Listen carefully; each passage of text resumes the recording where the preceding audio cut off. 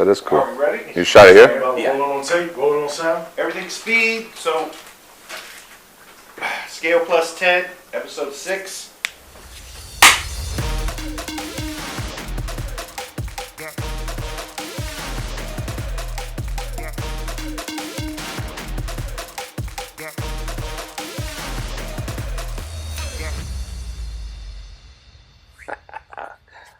All right, how you doing, everybody? Welcome to Scale Plus Ted.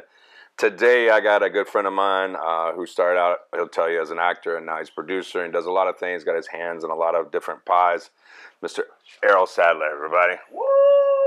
Y'all better be cheering. I better be cheering. What's up? What's up, man? How you doing? What's up, man? Good to see you. Good to see you. Yeah, man. Dope. Yeah. Well, it's not that dope. It's like the dungeon back in the Outcast days. But it's okay. We're not getting paid yet. But anyway, no. But hey, man, so tell us about yourself, Errol. Where'd you come from? I know this, but let people know. Where were you born? Born and raised in Jamaica. Yeah. Not Jamaica, Queens. Not Jamaica, Queens, like Jamaica, the island. Yeah. You know what I'm saying? Bob Marley. Yeah. You knew him? Nah, come on, bro. I'm not that old. But nah, born and raised in Jamaica, and then, my family migrated to New York, me and my mom, actually. And, just watching her figure stuff out and, just trying to help out. That's kind of like I got my hands in being an entrepreneur or becoming an entrepreneur. So, selling bags of chips in school, stuff like that. Yeah. So you went to high school there in New York? Yeah, went to high school in New York. Then I went to the Marine Corps. Graduated high school in 2.5 years. I was like, man, I'm burnt out. I want to do something physical. Turned out, went into the Marine Corps and then started going to college. Wait. You jumping ahead real fast. You graduated high school in 2.5 years? Yeah. How's that? So my high school was set up like a college to where you can set your own schedule, pick how many classes you want to pick. Oh, okay. So I think the maximum amount of classes you were able to take based on the way it was set up was about 10 classes. So took 10 classes, did Saturday school, summer school, and night school for 2.5 years. Wow. Yeah. Wow, and you started in regular 9th grade? At that age? Yeah. So what is that, 15, 14? I was done in high school at 16. 16 and a half, something like that. Yeah. Wow. 16 going on 17, yep. And what'd you do then? You couldn't join the Marines yet? I couldn't join as of yet, so I was just down there training with them, trying to stay out of trouble, man. Oh, for real? Yeah. So you were working out of the Marines at 16 and a half and just in what part of New York? Brooklyn. Okay. The only part. Is there no part of New York? Yeah, well, that's the popular part now, apparently. That's where all the hipsters live. You were a hipster before hipsters were cool, man. I'm telling you, man. Old school Brooklyn. Yeah. I saw a sweater. I need one. What was the neighborhood? The neighborhood? I mean, in Brooklyn, Crown what? Heights. Crown Heights, yes, Yeah. sure. People have heard of Crown Heights, yeah. And then, so I grew up in Crown Heights, and then after that, the family moved to Flatbush. Okay. Yeah. So what'd you want to be when you were that age? When you were 16, what'd you want to do? Dude, believe it or not, when I was young, I wanted to be an actor. Really? Yes, man. I would watch movies. My mom would take me to watch a movie, and I'd come out crying. I'd be bawling. She's like, bro, what's your deal? What's wrong with you? I want to do what that guy's doing. What was your favorite movie when you were that little? Everything. I was a huge fan of Denzel. I was watching, you're watching the Home Alones. You're watching... Wait, Denzel wasn't in Home Alone. No, I'm saying of course, bro. I was watching Denzel Washington as an actor. Anything that he did, of course, he did. I was like, hold on, man. Did they do a black Home Alone, man? Hold up now. Hey. Denzel was the white kid? That's fucked up. Yeah. All right, so... Man, I just love the simple fact that when you saw these people on TV, they were like gods. You know what I'm saying? You were able to transition, and then it's like when you seen them in real life and you're sizing them up, you're like, damn, you're a little bit smaller, you're a little bit this much. You're such a god when you're on TV, and I wanted that feeling. Yeah. So you hung out in New York, you were out of high school, and you joined the Corps. Yep. Why the Marines? I mean, the best. So true story. My brother joined the Corps, and I wanted to follow in his footsteps. And I mean, that blood stripe running down, running down the trousers, man. It's like the best looking uniform. I think so. Yeah. So I had 5 buddies out of high school that went to Marines. We were all in trouble. We were all getting borderline arrested or doing bad shit. And 5 of my buddies all went to the Marines, man. And now 2 or 3 of them are still in. So not in the Marines. They're all, one's in the Army, one's in the Navy. and different shit like that. But yeah, they were all Marines, man. But I think it's the best looking uniform. Yeah. The new Army uniforms are cool. Have you seen the new ones? I seen like the little digital looking. No, not those. The dress ones. It's like throwback to World War II. No. They're like all khaki and like tight and like, I mean, not tight, but khaki and like smooth. They look cool. I wouldn't know what I'm talking about because I'm not in the In the military. Army, that's what they're good for. They dress pretty and shit Is that like right? that, you know? That's what they do. Marines, we actually get some shit done. So Speaking of that, what'd you do in the Marines? What was your So MOS? I had a high ASVAB, bro. They stuck me right back in the office. I'm doing the same shit that I'm doing now. I've been doing logistics.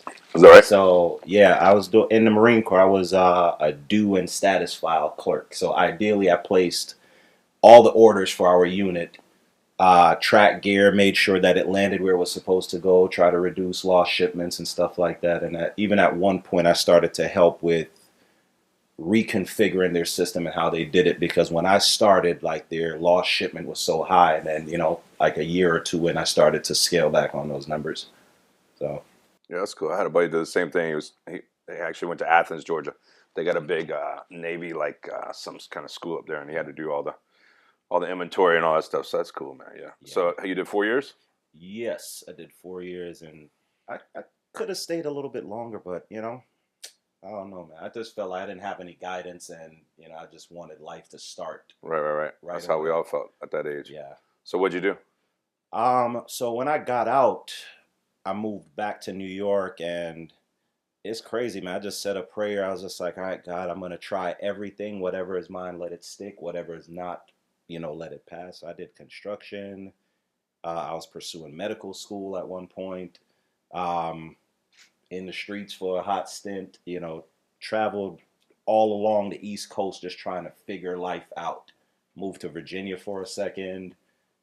Spent a few months in DC. I was just trying to figure life out, and you know, I felt like I said my prayer. So I'm like, bro, just go ahead and bounce around. You're covered.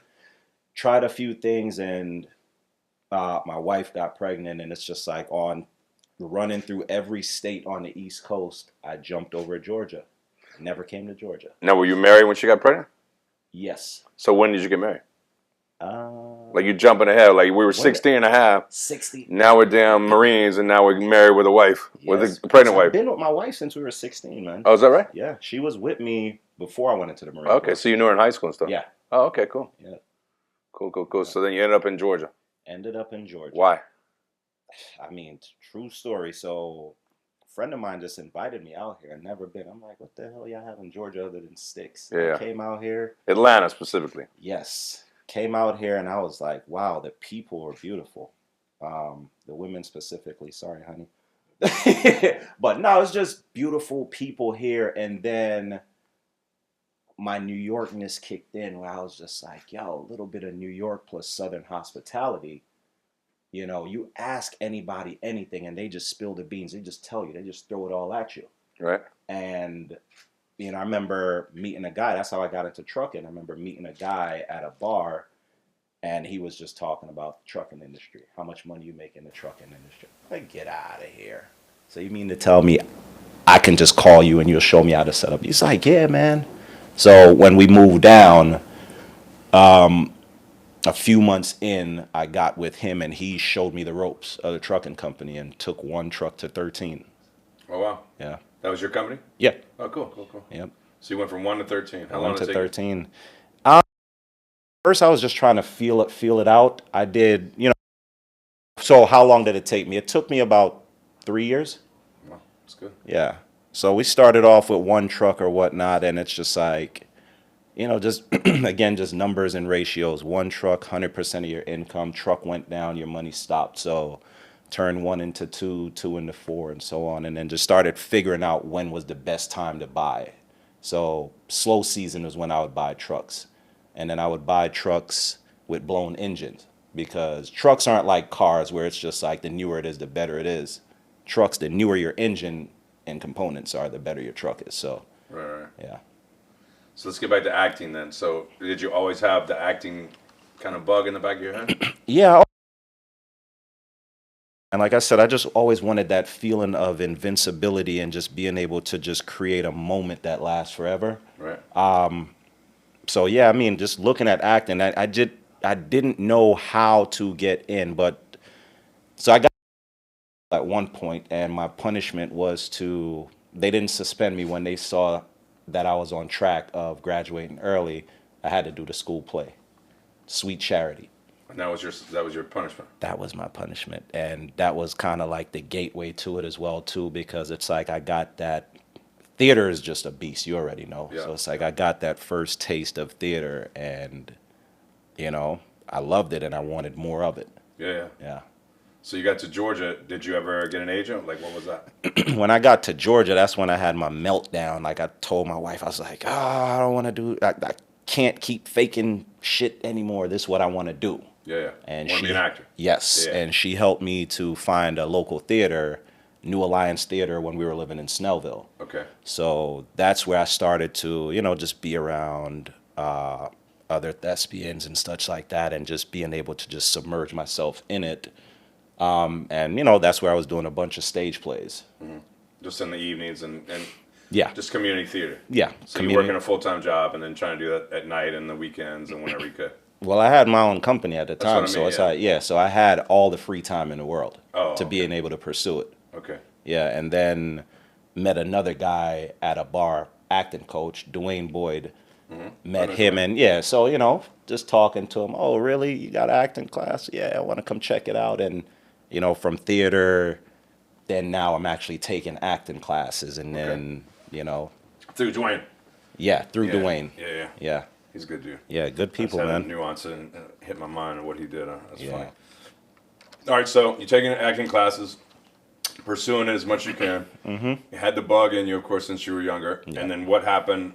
Did you get an agent? What was the next step? What happened? So the next step was through Dwayne Boyd again, where you did showcase, and then the agents came out, and I landed an agent. So I was with Houghton Talent. Yeah. So you did a And showcase with Dwayne. yep, Okay. And the agents were there because Yeah. people might not know what showcase is. So a showcase is when you do like you work for several weeks at an acting class, and then the person that owns the acting class will bring in agents in hopes of y'all getting signed with an agent. right. Yeah, their perform. relationship with the agents. So obviously the agents have first pick of fresh talent. So Right. and a lot of agents, they may have scripts and they're looking for new talent, whatnot. They'll go to these showcases to being able to find pretty much seeing who has next, or maybe the previous showcase they had their eyes on someone, and then now if they're at the showcase again, they're looking for that consistency. Right. So, that's where I landed my agent. Okay. So Houghton, Yep. good agent. So what happened? You were with them? Did you get a gig right away? So when I got with the agent, I was like, yeah, I'm the man, thought you bro. made I it, got yeah. Mama, I made it. I got an agent. Sit back. Crickets. Wait. Nothing happened. No, you're just like, yo, I'm supposed to be getting booked left to right. And, I started, cool. The agent is just an extension of you. You still have to go out there and pound the pavement and do the work. Yeah. So I started doing that again. I started knocking on doors and trying to do different things, trying to hit the big shows. Everyone is always going for the big shows, right? Right. So I started to do more work when I changed my angle, right? I was just like, okay, cool. I don't have anything to show the big shows what I can do. As far as a resume. As far as a Credits. reel, Yeah. credits and such Yeah. like that. So I started getting with independent companies. I started looking at Art Institute and SCAD and their senior program, who was doing a senior thesis and needed actors, so on and so forth. Some of these projects were amazing, Yeah. So I just started doing that and just working on my chops and getting myself right so I can give my agent something to actually market. Right. Yeah. So when you got with Houghton, you had nothing. You had no experience at all. Just that Dwayne Boyd class. Just that Dwayne, boy, Sorry. I'm telling you, man, that my monologue, bro, I killed it. Yeah. They Well, were just like, hey, if you do say so yourself. listen, I mean, I I can't get Dwayne Boyd out of my head, man. He's always Dwayne. He's licking his lips all the time. Man. So Ted. yeah, that's him. Yo, so Ted, what's up? So listen. Anyway, so all right, so you did the angle, which a lot of people do, which is go to independent films or student films. So, Florida State has a big program every year. They come up here. They go all around. They have a huge acting program people don't know, and they have all their student theses and student films, and they will come and get actors. That it's a real deal. They put a lot of money into it, and it's not just a crappy film. So, so you did some of those. Yeah. What was your first paying gig? Shoot. I don't remember. Really? I really don't remember. What was your first big gig? What did you like that you're like, oh, now, mama, now I made it, mama? So, and she's like, I thought you had an agent, book, book. I thought you already made it. So I met these guys, right? In a bar? No, in a freaking dark alley in an elevator. Yo, it was a casting call. Eddie and Martin Singleton. Yeah.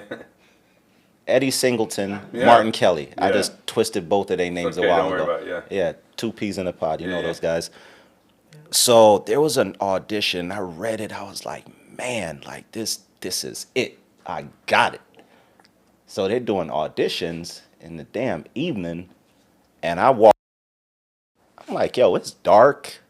They want me to go in this building? Nah, let me go get my knife. So I grabbed my knife, and I'm just like, all right, cool. I'm in the elevator. So I'm just like, you know what? Let me keep my back to the wall. At least if they try to run in here, it's just, I'm going to take one of them out. And then the door opens, and then there's Eddie. Hey! For the audition, I'm like, all right, cool. So that was one of my favorite projects that I did, and those guys showed me, like, from the independent side, they showed me, like, yo, this thing is real. Being that it was a small company, I was able to see all facets of it, the director, how he came up with his shots, the producers as they're troubleshooting. So it's like, dude, we hired you to act, but you're so focused on everything else that's happening around it. That's the first time I've ever gotten that close to seeing how the machine worked, and I was fascinated. So you worked with them, and then when did you did? Tell me other acting projects you did. Oh my gosh, Ted. Who's the coolest actor you've worked with, famous wise? So I've worked with more named people on the producing side than I've acted with, but well, then you only did a couple acting things, and you want to jump right into producing. Is that right? Okay. I only did a few acting gigs. Fair enough. And you saw the machine work, and you wanted to be on that facet of it, or that side of it. Yeah. So the production side. Yeah. All right. So you became a producer, which is kind of finger quotes because you meet a lot of dudes that say they're producers. Oh my gosh. A lot of people that say everybody is a producer. It's like everybody's a rapper. Yeah, that transition happened for me, man. I remember being in class, and it's like acting is I feel like, and I respect it. I feel like, and that's why I stepped out of that realm. I felt like it just didn't feel, the shoe didn't fit. Right. And I remember being in class one day, in Dwayne's class, and Rob Hardy, director of Stomp the Yard, a few other films or whatnot. He was in class, and he came to speak with us, and he was just, he gave us the real. Everybody is not going to be an actor. Right. Some of you are going to be stand-ins, some of you will be PAs, some of you may be producers, directors, writers, whatever. Find where if you love this industry, find where you fit in and make it better. And when he said that, I don't know if you ever had this feeling like when you haven't been to church in a long time and you go and pastor is talking and the room just closed in and it's just you and the pastor. Right? So I stopped going to class because I know that I wasn't contributing. I wasn't contributing to the craft that way. And I started looking at it, well, what am I great at beyond a reasonable doubt? Then 2 friends from class, they at the time, they were just like, hey, man, we're tired that we're tired of not booking anything. Man, we're going to produce our own project. Errol, you should be the producer. I'm like, well, what the hell's a damn producer? Right. That's what I was getting at. Yeah. I'm like, oh, well, what's the producer? He was just like, so dig this. I know how to write. I know how production run. I've been on a few shows, a few Monique shows going on in town at the time. Been on Monique's show. I know how set runs. So I'm going to write the script. Brandon's going to direct. You're going to produce. I'm going to give you a long list of things and a date and just make sure that everything is there by this date. It's like, I could do that. Started pulling things together, some gear, some crew, and just the satisfaction of getting that done the first time, I was like, wow, so a producer, I can really bring all of my business skill set in this arena and just be great in this space. So I just started to focus and just zeroing in on what it is to be a producer, you know? Right. Yeah. So a lot of people don't know what the hell a producer is, right? Yeah. So, Right. and a lot of producers probably don't know What a producer is. Yep. But tell people what a producer is in your mind. What does a producer do? Because you don't even have to have money to be a producer. Right. per So se. there's several types of producers. Correct. Executive side, you can be the person that I can say, hey, I need 10 million for this film, and you can be like, deal, I got a guy. Now you're an executive producer because you found me the money.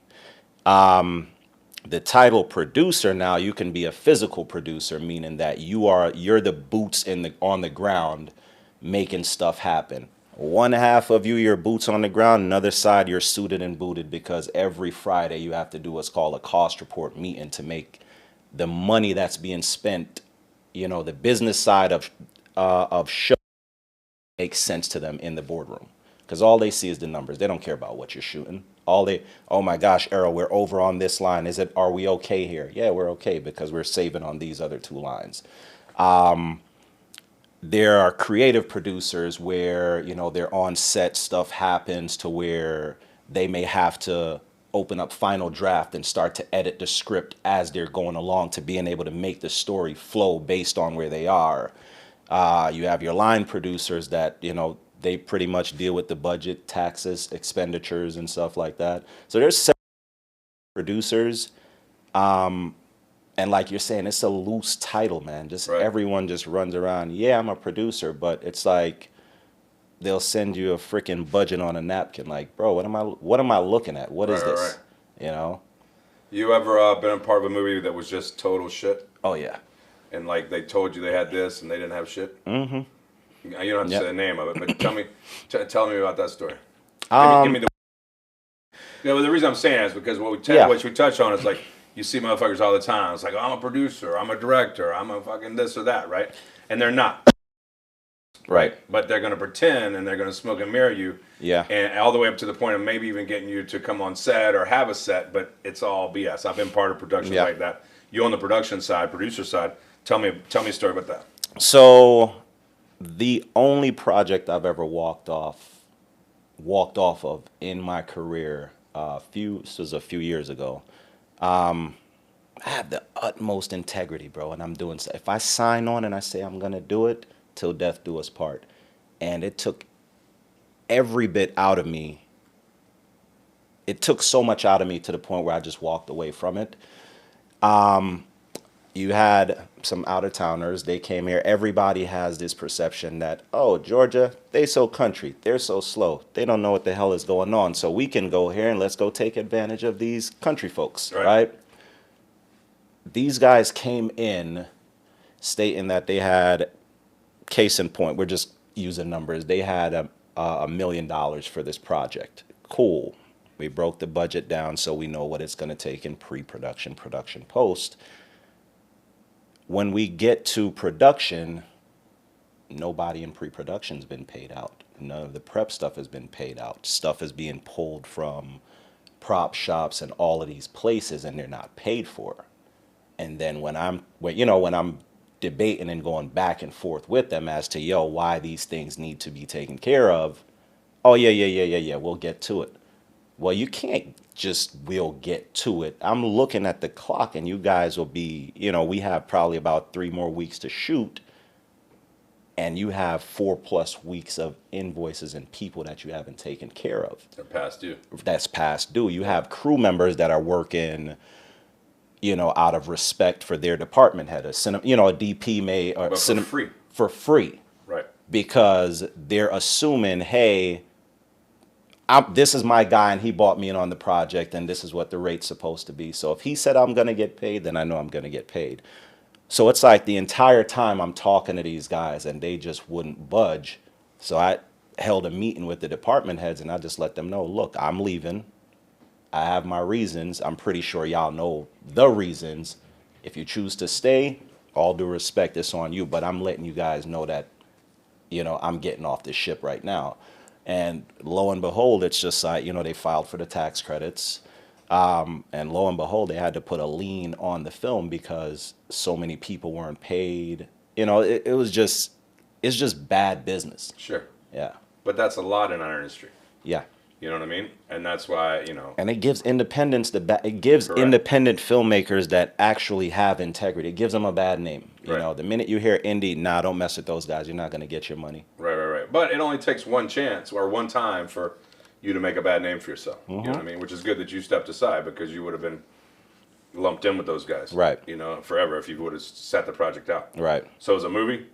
Yeah. Took how long? Yeah, it was a feature film. And supposed to be 6 weeks shooting or about? Yep. But just then never panned out. It just never panned out. And it'll never happen. Yeah, it'll never happen. The business wasn't right. Yeah. And like again, a good, like we were talking about the title, the producer, you're supposed to be able to see these things coming. You should have never gotten into day one of production if you understood your budget and your schedule and your contracts, etc.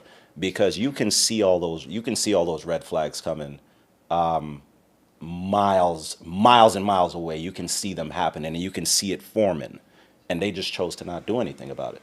Yeah. Yep. That's interesting, man. Yeah. So what's the coolest production you've ever done as far as producer? The coolest project I did, man, was one of my own, an independent project. I worked with this gentleman, John Prescott. We wrote it. It's called Red Winter. So it's a contained thriller that we shot it in Colorado in an area called Granby. Okay. Yeah, it's like, bro, and I tell you, it's snowmobile town, but it's like, it looks like witness protection town. It's one way in, one way out. Yeah. And yeah, man, we filmed out in like negative 20 degrees, 15,000 feet above sea level. It was just nuts and insane. Independent filmmaking at its finest, man. So you were the what producer? You were the main producer? Yeah. That project. So. And what was the budget? The budget on that one was About 300,000. 300,000. Yeah. So if I'm gonna make a movie, where do I go get 300,000 from? It's a bunch of different ways you can get money. The thing is, you got to understand the money and you have to add value to the money, right? So with that being said, it's like, what month is it right now? February. What are people doing right now? Filing taxes. Podcasts, that too. But what are people with money doing? They're filing taxes and they're looking for tax breaks, right? It's three ways to expense money. Once you owe that IRS, you're going to either pay IRS, you're going to pay it to a charity, or you can start a new business, a new LLC that you can file for a loss for up to 2 years. So high net worth individuals, they need to give money away. They need your projects. So when you understand your position and you're not coming like an independent filmmaker with the poor man's mentality or starving artist mentality. Oh, hey, I just need some money to shoot a movie. No, you need me. You need me. Right. And the thing is now, it's like if your accountant says you have $300,000 that you need to expense, I don't want $1,000 from you because now I'm doing a disservice to you. But that $300,000, I'm going to help you. You will be first money in and first money out in the deal. So understand the way the money moves and the way the money talks, the way to add value to the money. Now it makes the conversations with high net worth individuals, it makes it easier because I'm not here for your money. I'm here to help you. But did you tell them that usually independent films don't return shit on their investment? It doesn't matter on your investment. I just helped you. The By thing taking is, your money. No. Now, right? So with films, take the whole concept of film out of it. It's digital real estate. It may not sell today. It might sell tomorrow, right?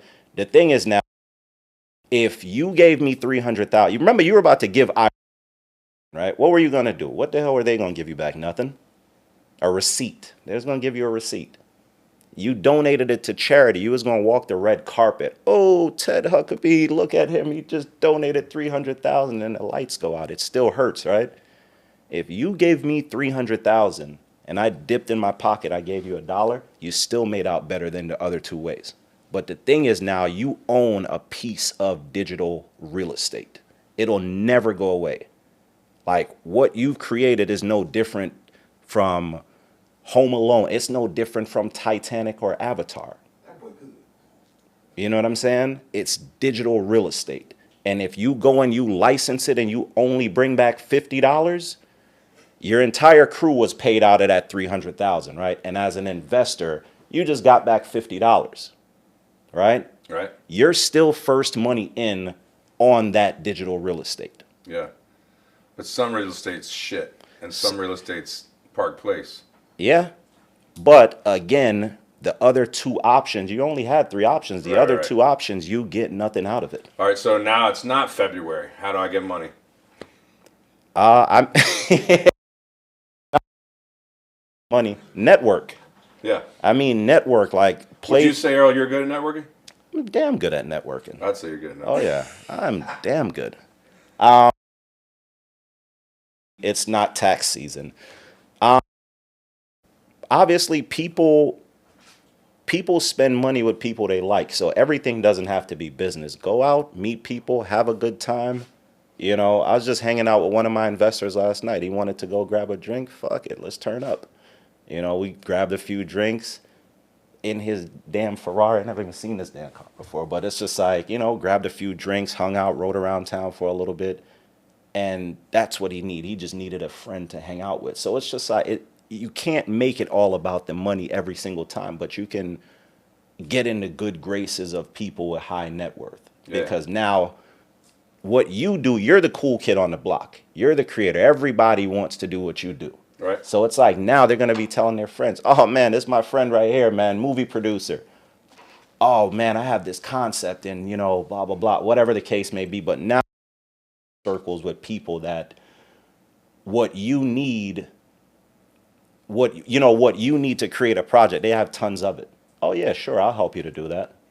Yeah. You know, so when it's, to answer your question, when it's not tax season, I'm networking and just meeting other people and finding ways to add value. Sometimes you may have people that are looking at transitioning into this space, or, you know, I think like what's that movie? Mark Wahlberg, Peter Berg directed it, the war movie or whatnot.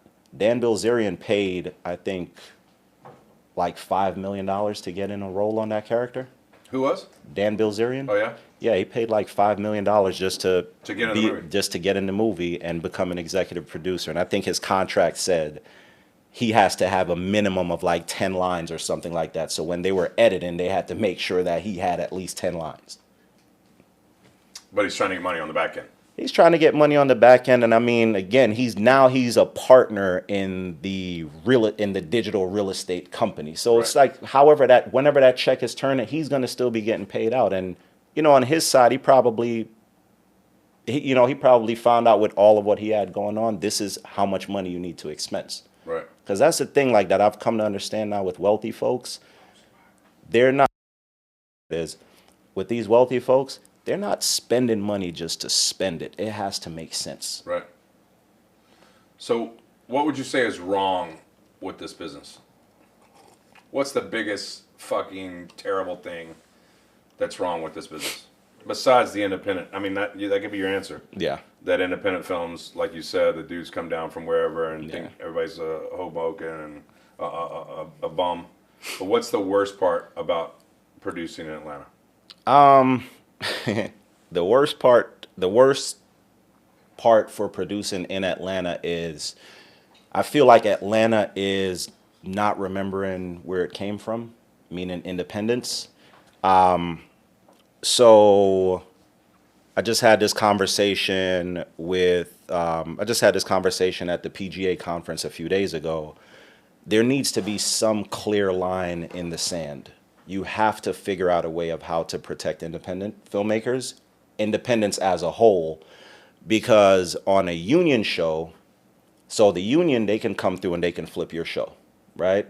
Have you ever heard of a bunch of independent people rally and be like, yo, we're going to flip your shit?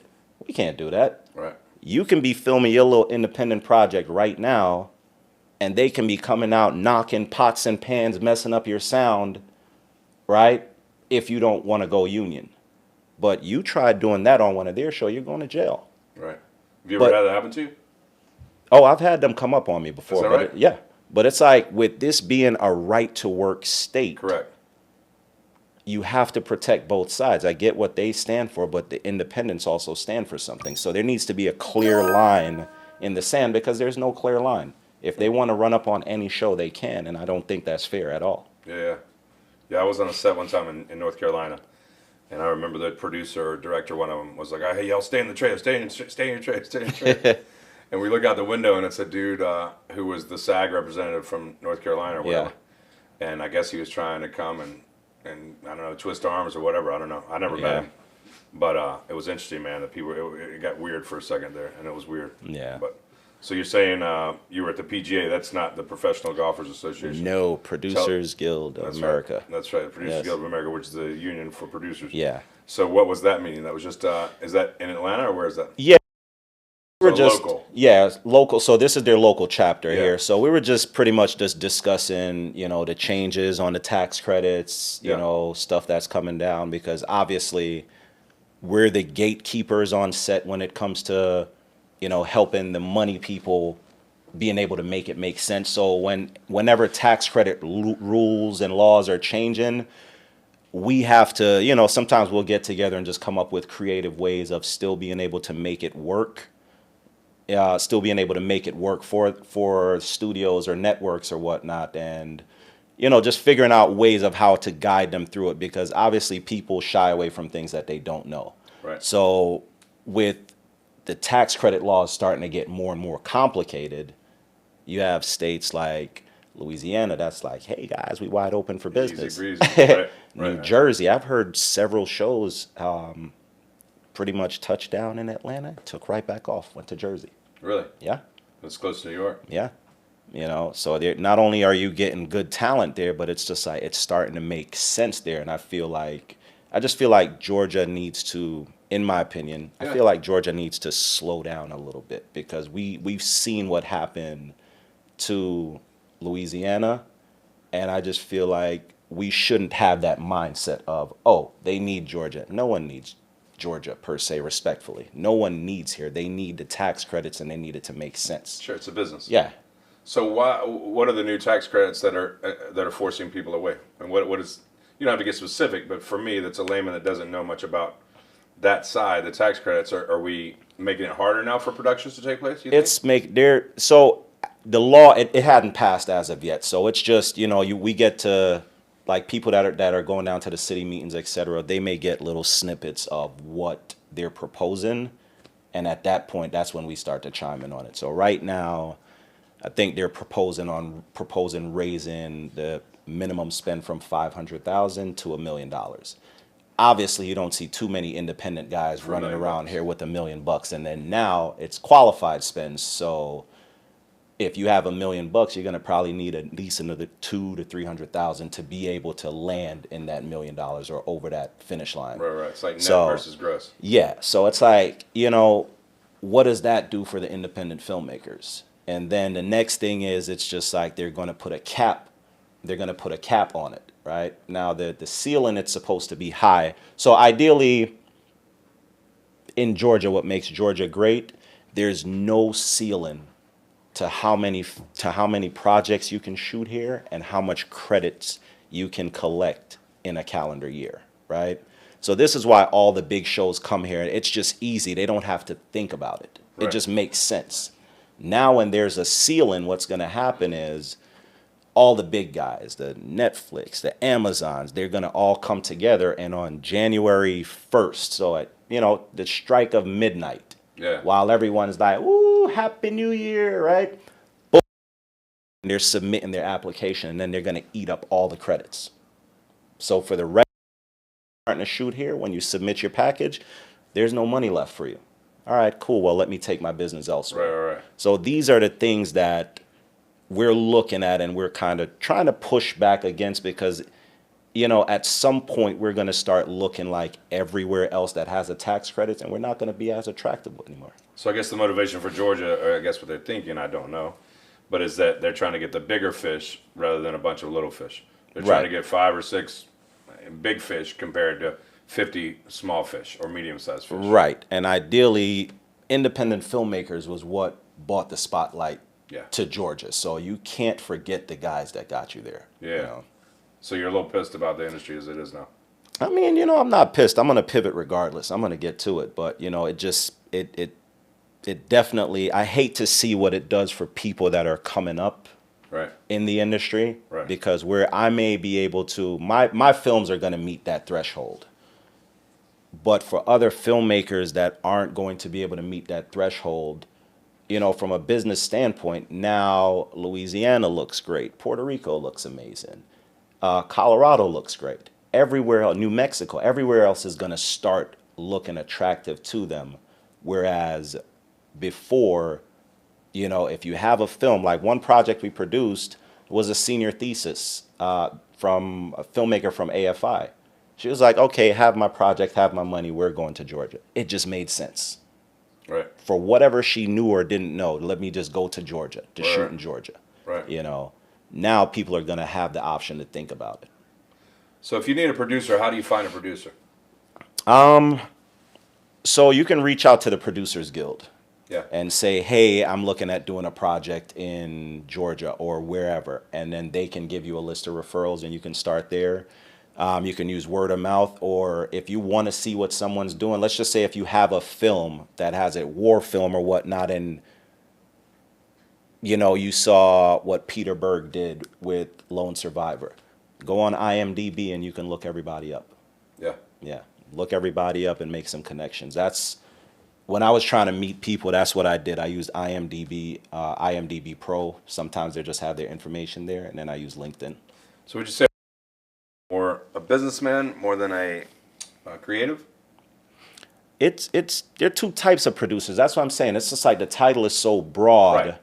The title is just so broad. So for me, I'm a business guy. Yeah. So I feel like the phrase show business, it's not one phrase. It's a relationship. There's show and then there's business, right? The director, the creative producers, they're on the show side because they're all aesthetic based. Ooh, you like that rack focus? Don't care. Yeah. Ooh, did you see the way the jib arm? Don't care. For me, I'm about the body, making it make sense. What star power we can pack, what actors have next, what would it look like if we put Ted in this scene against Viola Davis? You know what I'm saying? Like, my thing is, it's just like the money is Ted's thinking. Yeah, I'm trying to think what it looked like.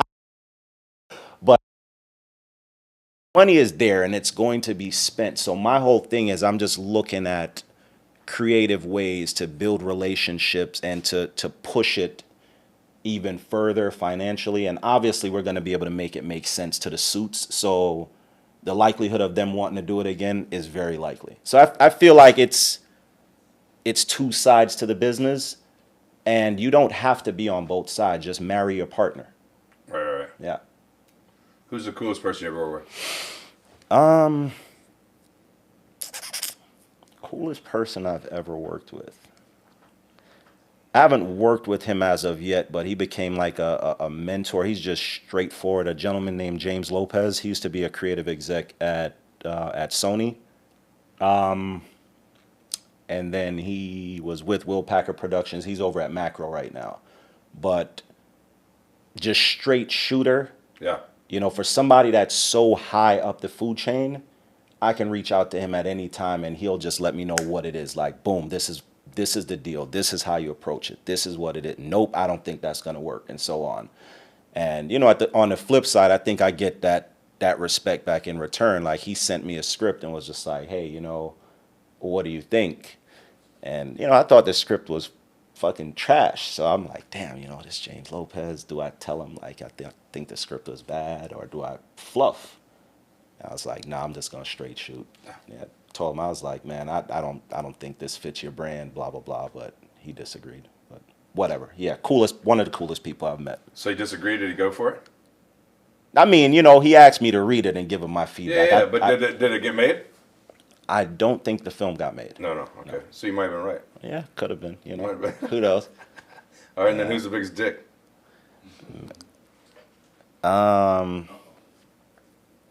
Let me see. I don't. There's a lot of dicks in this industry. It's a lot of dicks. But it's always the people that are trying to fucking prove something, man. Yeah. Like, and I don't. The fakers. Yeah. So, I mean, I won't give names. You don't have to give a but name. it's You like, can give a name, but you don't have to. Yeah, I won't give names, but I'll honestly say it's the people that don't have the education or the knowledge to back up their title.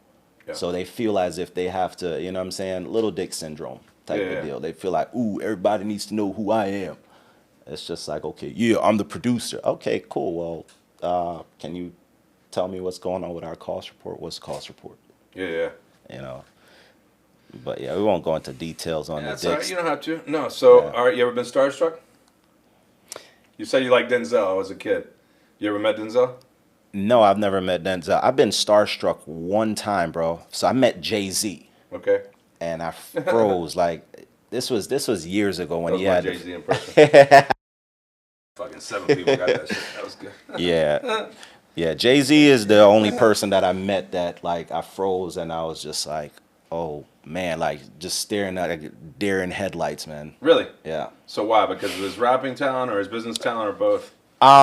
Both, and then growing up in Brooklyn, I learned a lot from him. Like, you have some mentors that are indirect. You don't have any contact to them whatsoever, but I just felt like through his music, I learned so much. You know what I'm saying? Where he was just like, hustle cane, hustle clothes, or hustle music. Just hustle hard in any hustle that you pick. So I'm like, man, if I find something and I love it and I stick to it and I put in that time, rappers, when they're in the studio, they might clock in at 12 o'clock. They come out 2-3 days later, same clothes. You know what I'm saying? Why are filmmakers not doing that? When you're in the lab working on a budget or writing a script, why are you not 2-3-4 days in, same clothes, no sleep? So it's like just seeing the way that he came up in New York and listening to his music, so on and so forth, like it motivates a lot of what I do, how I carry myself, and just my drive in this industry. Right. So how'd you meet him? Went to 4040 Club back when it was open. And In New York? Yeah, in New York. Okay. I don't like lines. I had my money was right that night. So I walked up to the front, told the bouncer, hey, I need a table, He's like, you got to get in the line. I said, all due respect, I don't do lines, And he was like, but sir, I said you got, and Jay-Z was walking out. He's like, you heard the man, get him a table. He said he doesn't do lines. And I was just like, oh shit, that's Hove. So yeah, that was it. Dapped him up one time and he got in his car and I was just there and dude walked me in, but I didn't even want to go in no more. I met Jay-Z. It's a wrap. Night's over with. Wow. That's cool. What a Yeah. cool story. So then you went in the 44 Club. What happened? I don't even care. You I don't forgot. care, right? Totally forgot. I met Jay-Z, bro. The night is over with. Yeah. Starstruck meeting Jay-Z. Yeah. That's cool. All right, cool. So we'll talk about rap now because I like rap. You think Jay-Z's a good rapper? Yeah. I think Jay-Z is a great He's rapper. not a great rapper. I think Jay-Z is a He's a great, great rapper. rapper? Yes. What makes a great rapper? I mean, again, it's art, so it's right. subjective. Right. But again, for me, I could relate to him. I can relate to what he was going through. I can relate to where he was going and where he saw himself, even though others didn't see that in him. So I feel like lyrically, like he moved a culture. You know what I'm saying? And I don't know if he understood what he was doing at the time, but just the way that he was moving and as he was growing up in New York back in the days, like you would see street dudes start to grow up. They're not dressing the same anymore. They carrying themselves differently. Like I remember, I used to have the earrings and all this other stuff. You know what I mean? The chains. You know what I mean? When you first come in the game, they try to play you. Then you drop a couple of hits. That's how they wave to you. So I was just like, yo, if I'm trying to be taken seriously in my business, the first thing you got to do is look the part. And somebody that I'm looking up to is just like, he's not Gordy like that. When he was like that, it was an uphill battle for him, right? When you cleaned up and now you can get in the right room and then now they hear you and they get to understand you, it becomes easier. So I started to change my look, my approach and stuff like that, and it worked. Yeah. So Who's the greatest rapper of all time? Jay-Z. I just Come on, said you just say he's a great rapper. It means he's the greatest of all time. I just said Jay. I mean, Biggie, Jay-Z, or Nas, man. Jay-Z or Nas? Biggie, Jay-Z, or Biggie, Jay-Z, and yeah. Nas. Biggie's I'm a my New York guy. I'm biased. Yeah, no. But I mean, it's a storyteller, man. Yes. I think Biggie's the best rapper of all time. People Yeah. disagree with me, but I think he's the best. He paints a picture with his lyrics. Yeah, but I love And so does Biggie. Jay-Z, for that matter. Yeah, I love Biggie, but I feel like, and I'm pretty sure if he was still living, you know, he would have that longevity. But it's hard to call someone the best when you've only had but your catalog of work was but here. I mean, he's a great, very pivotal artist. Yeah. I know I'm gonna get major flack for saying this as a No, it's only Brooklyn 7 guy, people but it's watching. like, nah, they, 4 out of those 7, so yeah, they might disagree with you. yeah, but you know, Oh yeah, Jay-Z. yeah. Go ahead, Jay-Z. continue the thought. No, I'm just saying, like, you know, What was the major flack? No, I'm just saying, like, you know, just that. I mean, Oh, being that Biggie didn't have a big enough catalog to be the greatest of all time. yeah, that's how I feel. I got you. Yeah, I mean, it's not a bad thing, and I don't think Biggie's people are going to come down on you. Maybe so, but I don't know. I mean, I'm not, Bedford Stuyvesant. I don't know if you're going to be up there, but whatever. I know, right? All right, so if you could do anything in let's get back to the producing, acting, entertainment world, which is rap as entertainment, but what would be your number one project? Like, if you could have, if tomorrow you could do anything as far as producing, what would you do? What would be and I'm talking genre, I'm talking everything. Go ahead. Top Gun 3. Top Gun 3. Yeah, man. You'd be the producer, the executive producer of Top Gun 3? Yeah, I'd want to be the producer of Top Gun 3. Yeah? You know, Would you Avatar 3. So Like, the movie's already done. no. Okay, I'm speaking it into existence. I'm going to produce Top Gun 3. Okay. I'm going to produce Avatar 3. I just feel like where cinema is at right now, Yeah. you know, it's just like nothing lasts forever anymore. The Yeah. majority of it doesn't last forever. It's like, what's the last great movie you No, watched? I'm totally with you. I think it sucks now. You know, And no one goes to movies anymore. no one goes to the movies anymore, but people will show up for an experience. And I feel like there's certain filmmakers, you know, not just the director, but certain writers. I met the gentleman that wrote Top Gun 2. That's another time where I was freaking star-studded. Eric Singer. I met him. We were at a ball game or whatever the case may be, sitting right next to me, and, you know, lives closer to me or whatnot. So we hit it off or whatnot. He was like, he's going to catch an Uber or whatever. I was like, I could drop you home. And talking to him, and the name is just going and going. I'm like, Eric Singer, Eric Singer, Eric. I said, bro, you're Eric Singer, Top Gun Maverick? He's like, yeah. In my damn car. Hold up. So that was another time I was star-studded. But yeah, I just want to create something that lives forever. Because I feel like I'm very appreciative of all the projects I've been able to produce and help to create.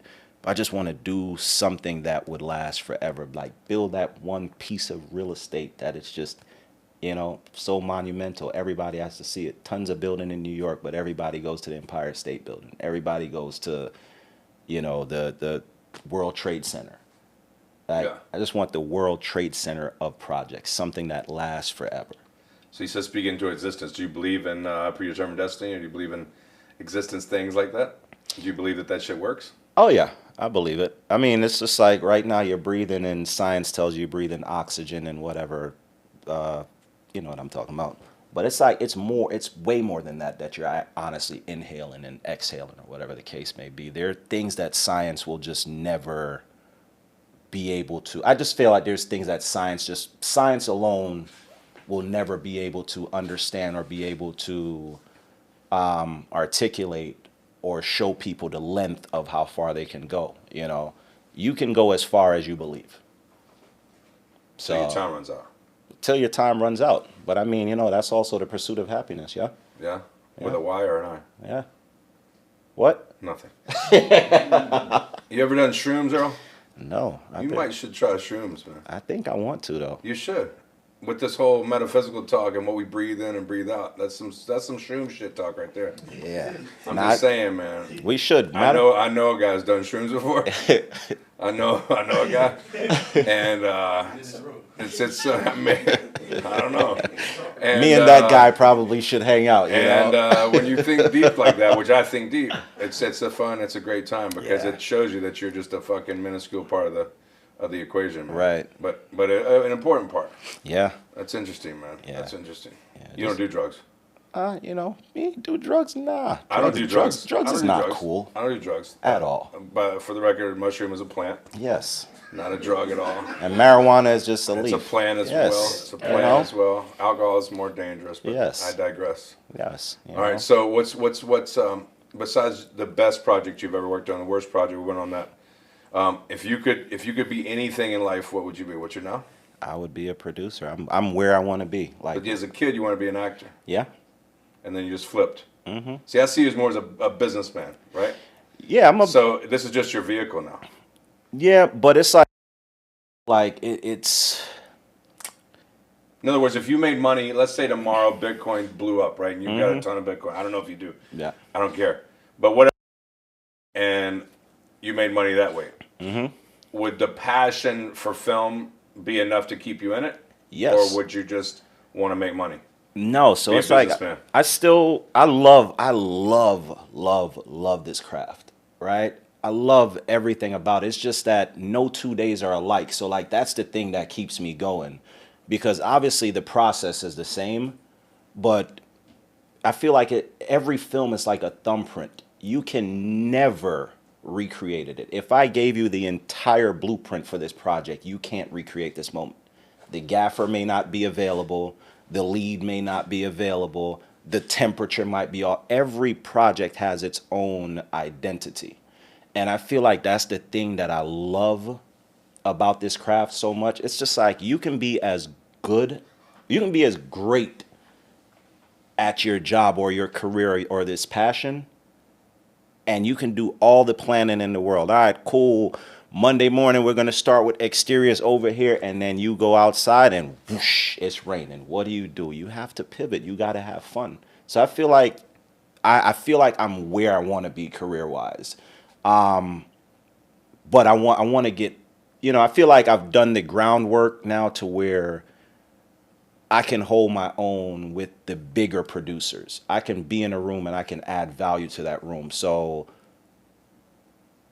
next for me, I would say, is to try and to do bigger projects and add in value to bigger projects. But I'm where I want to be. $100 million in, I'll probably be doing way more independent films, knowing that the money isn't an issue now. I'll tell more of my stories and more stories that I believe in if the money isn't an issue. It's interesting. It's interesting. So business doesn't matter. It matters, but acting or films are what you want to be in. Yeah. Oh, yeah. I'm right where I want to be. I love it. That's cool. I love it. Would you stay in Atlanta? Yeah, I'd stay in Atlanta. I mean, obviously, I'd still have a place in LA as well, too. LA is cool. But I love Atlanta, man. Yeah. This is the first place that I've visited outside of New York that felt like home. Is that right? Yeah. Why does it feel like home? I mean, it's like, how would I say? So, obviously New York, being from there, whatever the case may be, melting pot, different groups of people are scattered out in different places or whatnot. But it's like when I come to Atlanta, I feel that same vibe, if not a better vibe, because there's still Southern hospitality here. Yeah. So anything that I want to know or find out, it's on the other side of a conversation.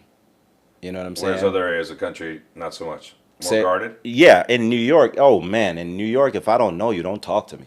Is that right? Yes. Don't. I remember I was in boot camp, and this guy said hello, and I just snapped. Fuck you talking to me for? Do I know you? Just talking to me. He's like, dog, Because you chill still out. had that New York mentality. Yes. That New York is just closed off. Like, don't talk to me. I don't know you. And I came to Georgia. It's just like you talk to people, and they just open, and they're willing to share information. Yeah. It could be a good thing or a bad thing. Obviously, you could take advantage of this person, or you can learn from this person, and now you and this person get in a car and you guys can take over an industry together. Yeah. Yeah. Who's your biggest idol? I don't think I have one, man. No? Who do you emulate? Who do you want to be? I mean, All right. Who do you respect the most? Like a lot of people say, oh, Elon Musk, or a lot of people would say Bezos, or a lot of people, business people would say, oh, I mean, You so said Jay-Z's cool, of course. Charles King. Charles King. Charles King. So he's the CEO of Macro Ventures. Okay. What I like with Charles, and I met him several times, guy is so damn humble, man. This guy went and got his law degree to start working at WME and started in the mailroom. How are you a lawyer and then you start in the mailroom? And he was okay with that. And he worked his way up and became an agent, then became a partner. Then he started to have a voice in the room and started to show them the importance of diversity, right? He started to look at analytics and take rappers or musicians and put them in films, good films, which now their fan base would follow, right? You may have not known this director, writer, producer, whatever the case may be, but if Mary J. Blige is in this film, oh, I like this movie that Mary. He started to just cross pollinate musical stars into films, right? And it started to work. And then he set off and started his own venture, Macro. And then remember what I was telling you as far as understanding the way the money moves? Yeah. Oh, man, that man gets it. Yeah. That man gets it. I mean, you saw when Macro just started up, you saw a press release roll, Macro Ventures just landed $100 million in funding. What the hell? So I'm like, yo, how is this guy able to do that? So I look up to him. I admire his work. He's so smart, and he's approachable. He's right here. Interesting. Yeah. That's cool, man. Well, damn, man, that's interesting. The whole producer thing is kind of foreign to me because some producers can be on set and get make sure that everybody has toilet paper in their trailer, or make sure everybody has Cokes on set, or wings for the crafty. But then there's so many dynamics to it. So you're the first producer we've had on the show, and I think it's cool. I mean, it's not every day that you meet a lot of producers in Atlanta, but they're not real producers, right? So you definitely are doing it, man. It's cool to see you do it. So, Appreciate you, brother. Yeah, I'm glad that I know you. Do you think, I think as actors, and this is a question I have, just kind of a little deep again, do you think that your role or the role of producer will get erased if AI comes in? No. I mean, I'm not threatened by technology at all. I don't think anybody should be threatened by technology. So to answer your question, no, I don't think my role can be replaced. I'm so damn confident that it's bad. It may come off as ego or cocky, but no, I don't think any computer is going to be able to formulate my thought process. You can get close to it, but you just can't finesse it the way that I can finesse something or being able to make something happen, right? You can't walk in and see that, I don't know, Ted is having a freaking bad day and sit down and say, hey, director, I'm going to need you to give me 10 minutes, or cool, you got this scene up next with Ted, but it's all in the same location, right? Okay, cool. Well, do me a solid. Let's push this down and then let me know how much time I got. All right, cool, Errol, you got an hour. Yo, Ted, let's go take a ride, bro. AI can't get in no car and drive with you and understand what you were going through right then and there and how to, you know what I'm saying? Yeah. It's trying to fix it with the algorithms. People aspect. Yeah. Definitely do the line aspect, right? Yeah. I mean, there could be a program that does all of it, which there already is. I mean, but yeah, they could handle all the finances. Yeah. I think that part of it, yeah, it can handle it. And I mean, it would be great because the finance portion of it, I mean, that portion of it is tedious shit. If they got an AI program, send it. I need it. Yeah, but I'm not I'm not threatened by AI at all. I mean, I think it's here to help. And I mean, the thing is too, in our industry, man, like we've all seen when it went digital with the cameras and then everything just started to speed up and move so fast. And it's just like, truth be told, as fast as it's moving, people are still yearning for good content. Like you're watching a lot of this stuff, but it's really and truly just taking up space in your day. But there's certain movies that when you watch it, it's just like, it's love, bro. It's romance. You got to be dressed right and your popcorn got to be right. You got to, you know what I'm saying? You can't duplicate that, because if so be the case, why isn't there a million films that give you that feeling of a Titanic? You watch a film and you get teary-eyed because you're feeling something. Why isn't there a million of those? It's a million turds floating around. You know what I'm saying? No, I mean, you're right. So That's $1 billion question, not $1 million question. $1 billion question. Yeah, no doubt, no doubt. What oh God, I had so many thoughts and so many questions. You're leading me in the wrong direction.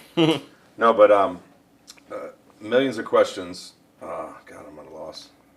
You got me thrown off, which is unrare. It's very rare for me to be thrown off. How do you feel about AI? I think AI is going to replace actors. I think it already has to an extent. I think that in our lifetime there will not be a need for actors, but I think they'll come back because of that human element. You know what I mean? Right. But I was talking about on another podcast that one day they'll create, or maybe I wasn't. I don't know. I was talking about it to somebody, but maybe they'll create an entire person who doesn't exist, and he'll have a following. He or she will have a following. You know, think Max Headroom back in the day, the damn little head.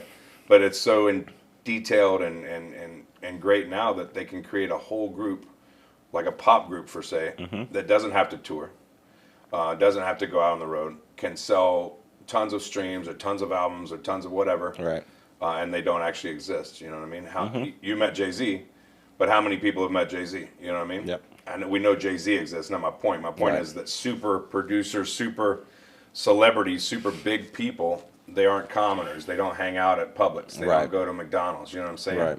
So it's very easy that they create something that doesn't exist and make money off of it without it being there. So it scares me as an actor. And I don't know what's going to happen. I mean, but I think in our lifetime we're going to see that because, like you said, we don't go to movies anymore. People are so kind of digital age has kind of made it very impersonal, and that's the way the life is now. So. Yeah. And I think with me, I'm just, being that I'm an optimist, I just always tend to look at the glass all the way full. Like, you know, cool, we got some air up top here, so it's good, it's popping. You know, so it's like, with respects to what you're saying, it's like I go back and you look at television. When television just came in the household, right, the theater felt threatened. And it's just like everybody's like, oh my gosh, we can't have this, we can't have this, we can't have this. And this guy, Lou Wasserman, he was just like, okay, cool. While everybody is fighting the wave, fuck it, the wave is here. Hey, Paramount. Hey guys, so I see you got all this stuff stored up in here. You know what? Let me take them all. I'll buy them off of you. Take these films off of you. It's just taking up space.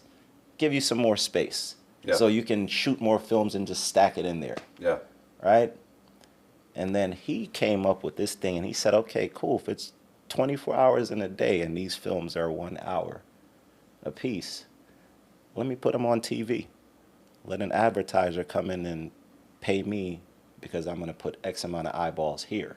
So it's just like he saw what was coming, and instead of trying to fight the wave, because it's going to happen, figuring out a way of how to innovate it. And then when the same studios came back to him like, oh my gosh, this TV thing is going great. We need that content back. He's just like, nah, I own it now, but I'll allow you to license it from me. Yeah. You can pay me a fee for the shit that you shot that you didn't want. This real estate, that's now mine. I'll let you rent it for a fee. So it's like, I feel like as much as we fear AI, we have to figure out a way of how to coexist with it. It's not going anywhere. Yeah. We're not going to unionize and shut it down or stop it, because technically, if you think about it, right, we've been using little bits and pieces of it. And I feel like it started to make so much noise, you know, now it's like, oh shit, we got to give people their constitutional right. And now, hey, you have the freedom to the press. So, hey guys, happening. We got to tell you now, because the shit, it's starting to stink. It's making so much noise. You're on set and network need to save some money and they're aiming the camera here. And I mean, you know this term, it's called a plate. Yeah. They have a group of people here, group of people here, group of people here, and then they just make the background transparent, and then they'll duplicate these people. So technically, this actor should be getting paid 4 times because I have his ass duplicated 4 times in one shot. Yeah. He's working 4 times. Yeah. So we've been using it already, or some portion of it, Yeah, problem is producers want to fucking pay. you know. But that's the thing. It's like they get. I respect that they're getting creative with it. So that's the thing. I feel like we need to be figuring out ways of, hey, well, if you're gonna duplicate me, and if I'm in, if you're shooting a plate with me and you're duplicating me, how many times? 1, 2, 3, 4, 5, 6, 7, 8, 9, 10 times. That's 10 checks. Right. Who do you think is the most screwed on a production? Oh, actors. Oh, thanks. Actors and PAs. Thanks. PAs, wow. Yeah. But PAs know what they're getting into, right?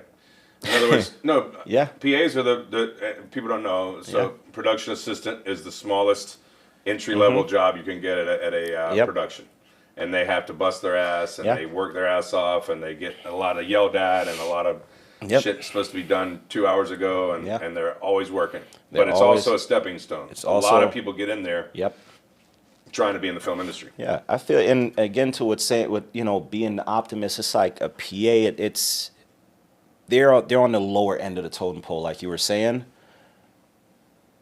But on the positive side, they're the only group of people that can jump in and out of every single department. Yeah. A PA is the only person on a big shoot that can walk up to the director and be like, "Sir, here's your coffee." In the morning, "Oh, I know that you like this, sir, here's the," and build a relationship with the director or the producer or the costume designer, if that's what you want to do. Yeah, So it is a stepping stone. yeah. Yeah, and it's hard to get sometimes. Mm-hmm. A PA job. Yeah. I mean, from what I've heard, I'm looking for a PA job now. I'm looking for anything. We'll be. I think we're gonna. It's been slow, man. It's been I slow. know. It's Fucking getting around. AI. No, I'm just joking, man. But anyway, yeah, I hope we come back. I hope everything comes back. But who knows, man? Who knows? I think we'll be back bigger and better if they just stop tinkering around with things. It's working. Like just yeah. I think they just need to stop tinkering around with things. Like we're there. The system works. Let's get back to work. Yeah. I'm ready to get some of my folks back to work. Yeah, no doubt. No doubt. With that being said, man, I appreciate you coming out, man. Real quick before we end this thing, it doesn't matter the age. I'm a 23-year-old guy. I just got out of the Marine Corps. Mm-hmm. I'm in Atlanta, Georgia, and I want to be a producer. What's your advice for them? My advice for them is to, be a fan of the art. Watch as many movies as you can, study them, understand what's happening on the screen, and then reverse engineer it. I used to sit down and watch movies with scripts, and then looking at a schedule to see how the schedule worked with the script versus what the actors are putting up. Just find a film that you love and study it and reverse engineer everything and connect with people.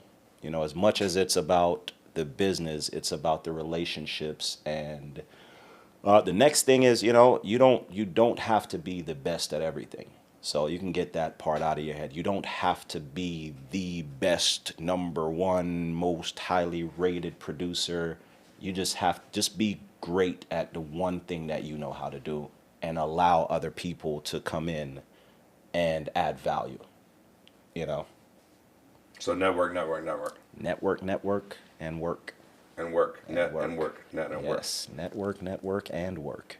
Cool, man. Hey, Yep. well, I appreciate you coming on, man. No doubt, bro. Ladies and gentlemen, Errol Saddler, everybody.